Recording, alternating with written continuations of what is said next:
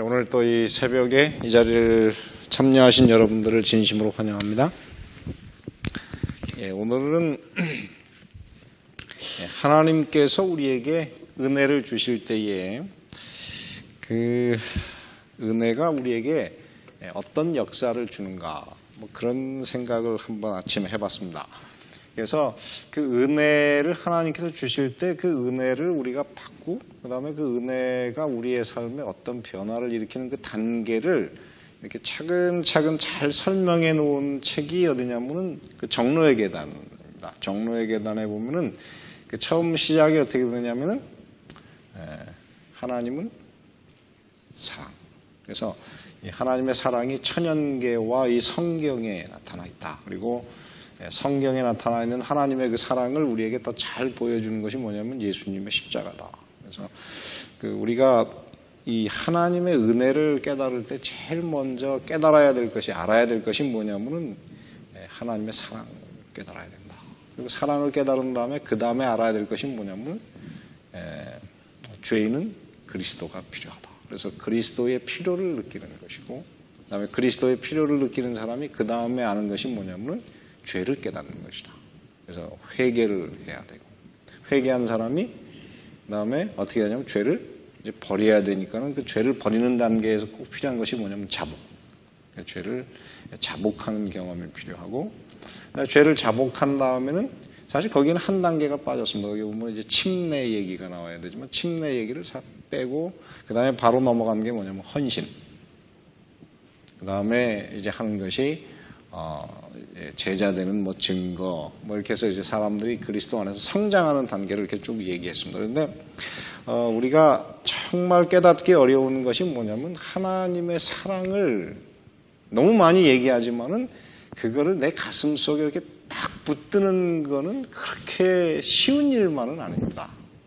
그래서 하나님의 사랑을 우리 마음속에 딱 느끼게 될 때에 그 다음에 이제 가는 것이 바로 이 죄를 깨닫는 건데, 이 하나님의 사랑과 내가 죄인임을 깨닫는 이 두 단계는 사람의 힘으로는 할 수 없고, 이거는 하나님의 성령의 역사나 하나님의 특별하신 도움을 받아야만 우리가 그거를 깨달을 수 있습니다. 그래서 이 두 가지를 깨닫기 위해서는 우리가 늘 하나님께 많이 기도하는 그런 시간을 가져야 됩니다. 그래서 오늘 요한복음에 보면은 하나님의 그 은혜가 우리에게 찾아오는 그 경험이 얼마나 다를 수 있는가, 그거를 제가 오늘 여러분들에게 잠깐 좀 말씀드리겠습니다. 다 아시는 말씀이지만은 그 얘기를 한번 말씀드릴게요. 요한복음 4장 13절에 보면은 요한복음에 나타난 아주 모든 사람에게 알려진 두 명의 한 죄인이 있습니다. 그 두 죄인도 다 여자분인데요. 이 여자분들의 삶에 나타난 그 하나님의 은혜, 그거를 이제 우리가 한번 좀 보겠습니다. 요한복음 4장 13절부터 보면은 여기 이렇게 나옵니다. 예수께서 대답하여 가라사대 이 물을 먹는 자마다 다시 목마르려니와 내가 주는 물을 먹는 자는 영원히 목마르지 아니하리니 나의 주는 물은 그 속에서 영생하도록 솟아나는 샘물이 되리라. 여자가 가로되 주여 이런 물을 내게 주사 목마르지도 않고 또 여기 물길러 오지도 않게 하옵소서. 그때 16절에 가라사대 가서 내 남편을 불러오라. 여자가 대답하여 가로되 나는 남편이 없나이다. 예수께서 가라사대 내가 남편이 없다 하는 말이 옳도다. 내가 남편 5이 있었으나 지금 있는 자는 내 남편이 아니니 내 말이 참되도다. 이렇게 기록하셨고, 그 다음에 요한복음 8장을 읽겠습니다. 요한복음 8장에 보면은 8장 10절부터 보면은 이 여자를 대하는 것과 완전히 정반대의 모습이 여기에 나옵니다. 요한복음 8장 9절부터 보겠습니다. 9절부터 11절까지 있는 말씀. 저희가 이 말씀을 듣고 양심의 가책을 받아 어른으로 시작하여 젊은이까지 하나씩 나가고 오직 예수와 그 가운데 섰는 여자만 남았더라. 예수께서 일어나사 여자 외에 아무도 없는 것을 보시고 이르시되 여자여 너를 고소하던 그들이 어디 있느냐? 너를 정죄한 자가 없느냐? 대답하되 주여 없나이다. 예수께서 가라사대 나도 너를 정죄하지 아니하노니 가서 다시는 죄를 범치 말라 하시니라.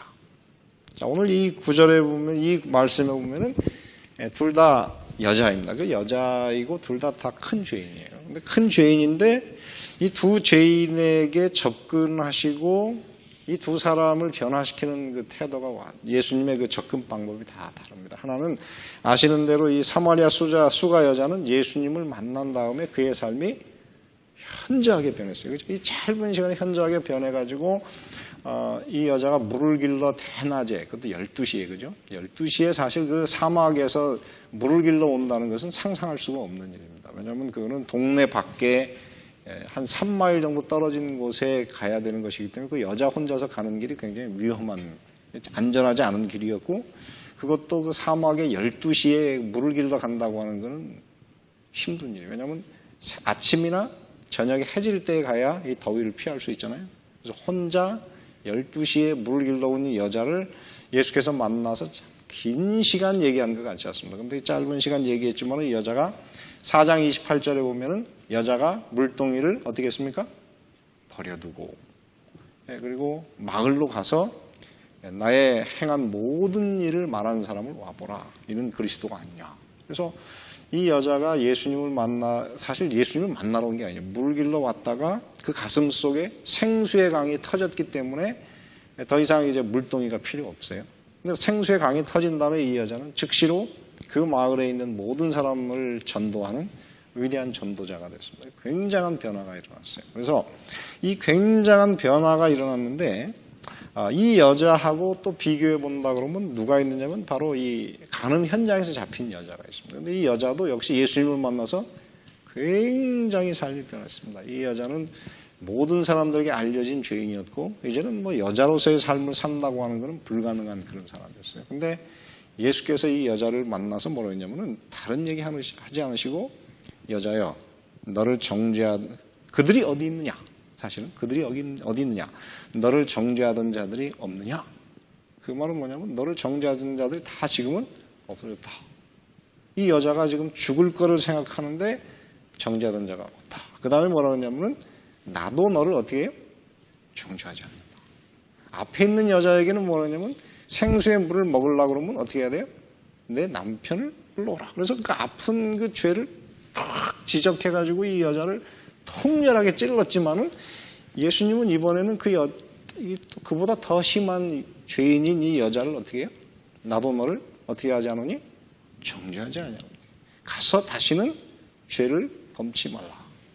그래서 이 여자가 감사하면서 떠났는데 이 성경에 의하면 이 여자는 예수님을 신약 성경에 기록한 사람 중에서는 가장 많이 사랑하는 사람. 가장 많이 예수님을 위해서 헌신했는데 그 이유가 뭐냐면은 그가 사랑함이 많습니다. 그리고 그가 많이 용서받았으므로 많이 사랑하는 거예요.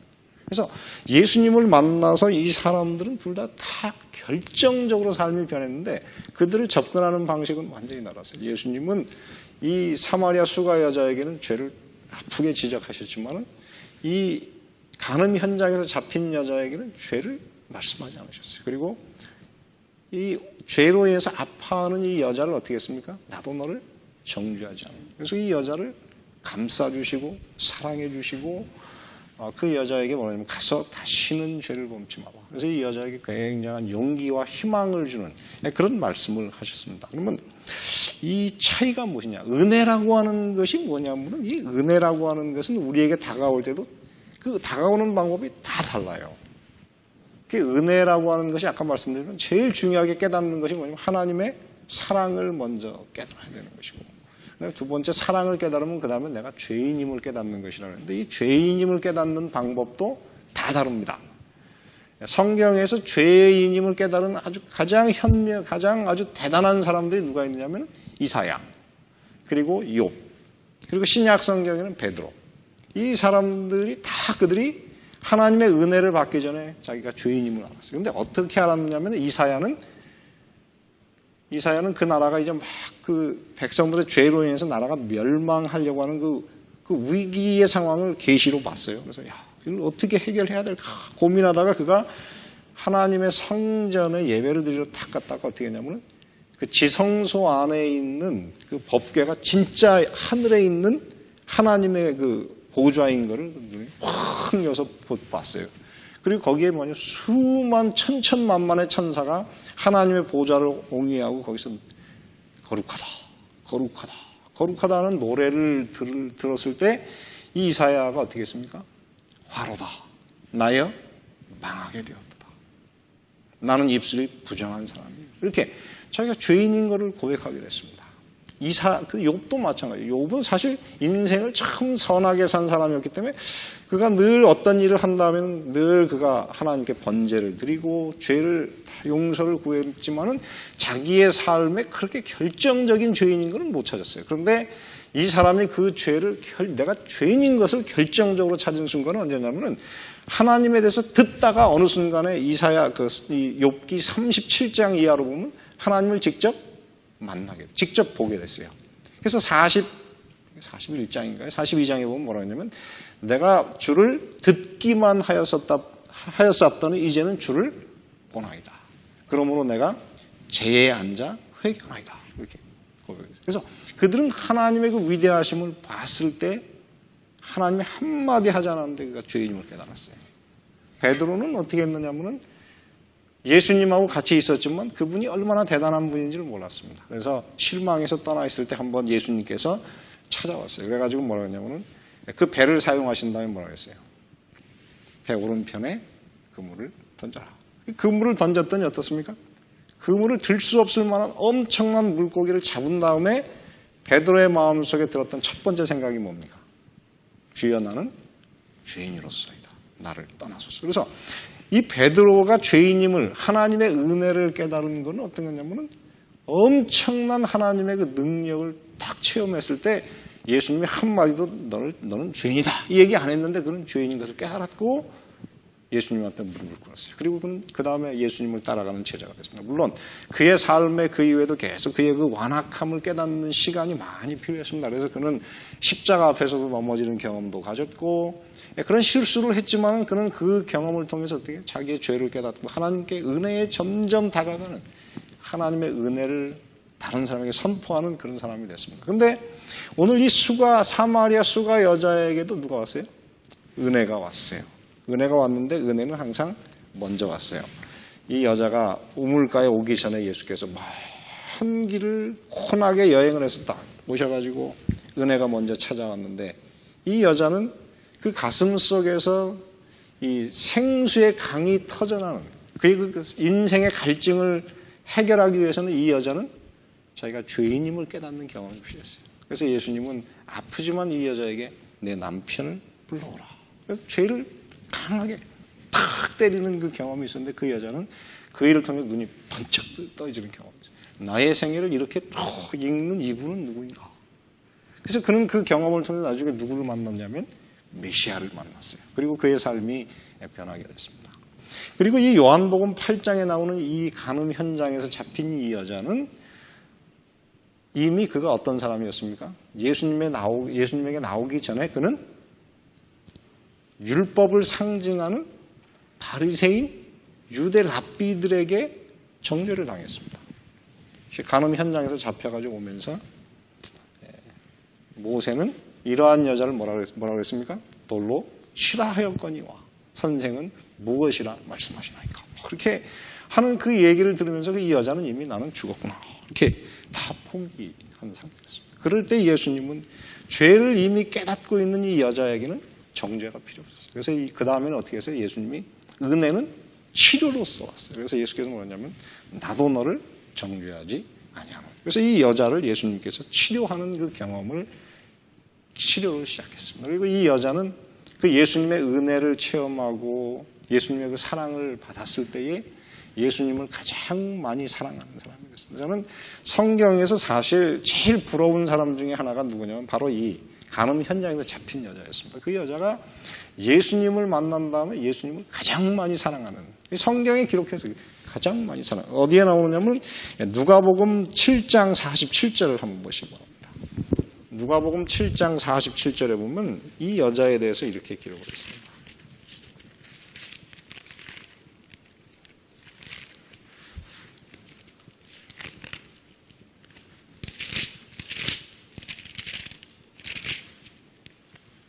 한번 46절부터 읽으면 더 좋습니다. 누가복음 7장 46절. 너는 내 머리에 감람류도 붓지 아니하였으되 저는 무엇을? 향유를 내 발에 부었느니라. 이러므로 내가 네게 말하노니 저의 어떻습니까? 많은 죄가 사하여졌도다. 이는 저의 무엇이? 사랑함이 많음이라. 사함을 받은 일이 적은 자는 적게 사랑하느니라. 그래서 우리의 헌신은 무엇에 비례하느냐면 우리가 죄를 용서받은 만큼, 은혜를 체험한 만큼 우리는 주님을 헌신하게 되어 있어요. 그래서 저는 제 삶에서 늘 하는 것 중에 하나가 뭐냐면 내 가슴 속에 그리스도의 십자가의 사랑이 정말 불타고 있는가. 그래서 하나님께서 나에게 무엇을 요구하실지라도 내가 그것을 정말 다 기쁘게 받아들일 수 있는 그런 준비가 된 사람인가. 늘 그 생각을 합니다. 그러면서 저는 늘 이 간음 현장에서 잡힌 이 여자를 생각해요. 이 여자의 삶에 나타났던 그 용서하신 은혜. 그의 그 아픔, 죄를 감싸주시는 그 은혜를 체험했을 때 이 여자는 그 많은 죄가 사여졌고 그의 사랑함이 많음이라 하는 그 위대한 칭찬을 받게 됐습니다. 저는 사실 제가 이 교회에서 하는 많은 프로그램 중에서 제일 제게는 참 의미 있었던 시간 중에 하나가 바로 이 새벽 시간이었습니다. 제가 4년 시간을 돌아보니까는 이 시간에는 한 번도 기도가 끝나고 집으로 돌아갈 때 가슴이 공허한 상태에서 돌아간 적이 없어요.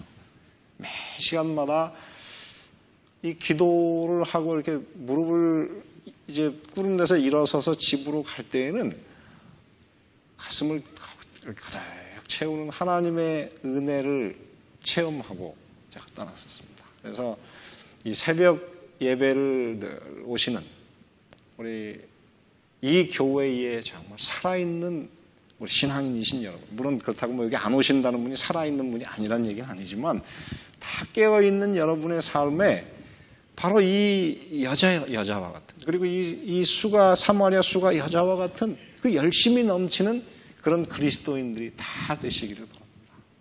그리고 그런 일을 체험하기 위해서 우리가 꼭 필요한 것은 뭐냐면은 하나님의 은혜를 오늘 체험하는 겁니다. 하나님의 은혜는 우리에게 다가올 때 다 다른 방법으로 다가올 수 있어요. 그래서 우리는 언제든지 우리 가슴을 그 은혜에 열어놓고 그 은혜의 오심을 기다리고, 그리고 늘 기도하시기를, 하나님 그 은혜를 제게 부어주셔서 저도 이 사람들처럼 주님을 사랑하는 사람이 되게 해 주십시오. 이렇게 기도하시는 여러분들이 되시길 바랍니다. 여러분 중에 이 새벽에 늘 참으로 이 기도하던 이 정다운 여러분들을 이제는 제가 떠나야 되는데, 그러나 여러분의 기도하는 모습은 제가 잊지 않을 것입니다. 여러분의 가슴 속에 그 기도하는 그 기도 제목도 지금 다 주님께서 다 기억하고 계십니다. 그리고 때가 되면 하나님께서 그 기도를 응답해 주실 것입니다. 그러므로 여러분, 우리 예수님 맞으실 때까지, 또 어떤 분은 이제 우리 예수님이 오시기 전에 이 땅에서 잠드실 분이 계시는데, 그 잠드실 그때까지 이 새벽 예배를 지키시는 믿음의 정말 주님이 사랑하시는 그런 정말 신실한 그리스도인들이 되시기를 바랍니다. 그리고 이 새벽 시간마다 여러분 기도하는 가운데 하나님의 사랑도 체험하고 기도의 응답도 받으시는, 그래서 늘 하나님의 보좌에 가까이 사시는 그런 살아있는 그리스도인들이 되시기를 간절히 바랍니다. 그래서 우리가 하늘에서 만날 때에 이 간음 현장에서 잡힌 그 여자처럼 저의 많은 죄가 사해졌도다.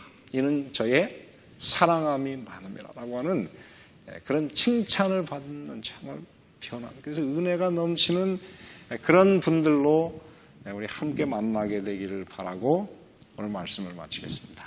은혜로우신 아버지 하나님, 오늘 이 새벽에 저희들을 또 불러주셔서 변함없이 저희들 주님 앞에 무릎 꿇을 수 있는 은혜를 허락해 주시니 감사합니다.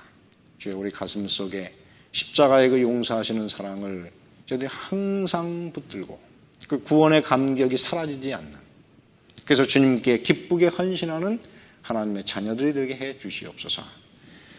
오늘 이곳에 머리를 숙인 당신의 자녀들 중에 주님께서 우리 김공렬 집사님을 생각하셔서 그의 참으로 기도할 때마다 주님께 눈물을 흘리며 부르짖는 그의 간절한 기도가 주님께 상달되게 해 주시옵소서.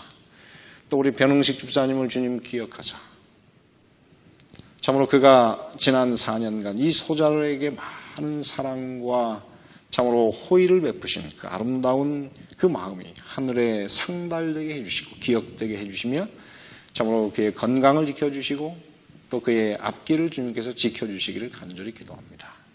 또 우리 이호심 집사님을 위해서 기도합니다. 주여, 참으로 이곳에 제가 처음 왔을 때보다 지금 많이 약해지신 모습을 봅니다. 주님께서 당신의 참으로 여종을 생각하셔서 그를 끝까지 붙들어 주시고 이 땅에서 건강한 모습으로 그의 사랑하는 딸과 또 참으로 사위가 지금처럼 많은 사랑과 존경으로 참으로 그 어머니를 사랑하고 참으로 믿음의 사람, 경건한 여인 우리 이호심 집사님을 그들이 정말 존경함으로 잘 모시는 우리 집사님의 마지막 생애가 늘 주님 안에서 아름다운 삶이 되도록 은혜를 베풀어 주시옵소서. 또 우리 참으로 박혜임 집사님을 기억해 주시옵소서. 그가 주님 앞에 눈물로 기도하고 주님 더 알기 원하는 간절한 소원이 있고 그 딸의 가정과 살면서 기도하는 제목이 있사오니 주여 그 기도의 제목이 주님께 상달되게 해 주시옵소서. 또 우리 고정순 집사님을 기억해 주셔서 참으로 그의 남편을 주님 생각하시고 그가 이제 남편과 더불어 하나님의 교회를 열심히 섬기는 참으로 믿음의 여인이 될 수 있도록 은혜를 베풀어 주시옵소서.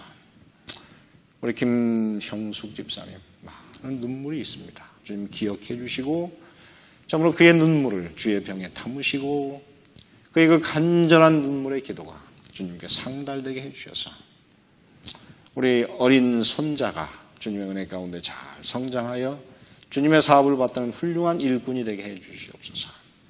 또 우리 안은숙 자매님 그의 참으로 많은 사람들을 향한 그 아름다운 참으로 봉사를 주님 기억하시되 이제 주님께서 그에게 침례받을 수 있는 새로운 결심을 주시고 이 교회에 참으로 좋은 집사님으로 봉사하시다가 우리 함께 하늘에서 만날 수 있는 축복을 허락하여 주시옵소서.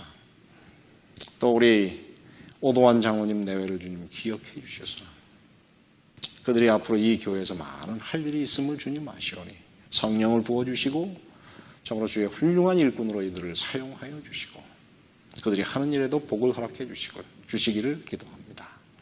또 늘 새벽마다 그리고 예배 때마다 참으로 이 방송시설을 참으로 위해서 수고하는 우리 박경원 집사님을 기억하시사 그의 가정의 모든 경제적인 형편을 주님 다 풀어주시고 이 올랜도에서 참으로 행복하고 번영하는 삶을 살게 해주시고 사랑하는 아들 시연이가 주의 사업을 크게 받드는 일꾼이 되게 해주시옵소서.